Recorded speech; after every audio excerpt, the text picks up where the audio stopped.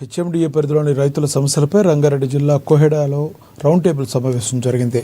ఈ కార్యక్రమానికి హర్యానా మాజీ గవర్నర్ బండారు దత్తాత్రేయ, మాజీ ఎంపీ బూర నర్సయ్య గౌడ్ పాల్గొన్నారు.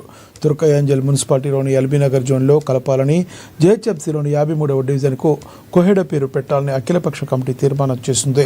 ప్రభుత్వం పట్టణ అభివృద్ధిని శాస్త్రీయబద్ధంగా వర్గీకరణ చేయాలని దత్తాత్రేయ తెలిపారు.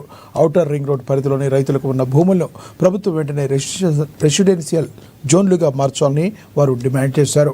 ప్రభుత్వం నుంచి స్పందన లేకపోతే పెద్ద ఎత్తున రైతాంగం పోరాటం చేస్తామని హెచ్చరించారు.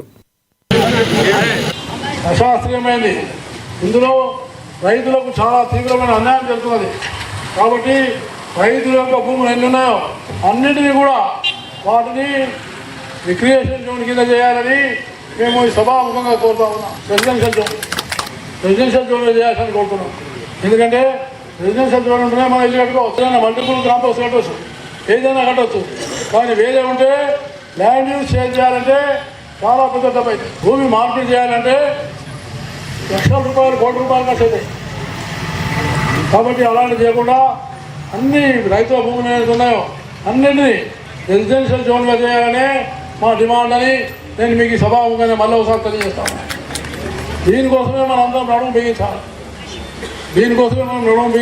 ఎందుకంటే ఎప్పుడైనా కూడా అవినీతి అనేది చాలా ప్రభావం అయింది. ఇప్పుడే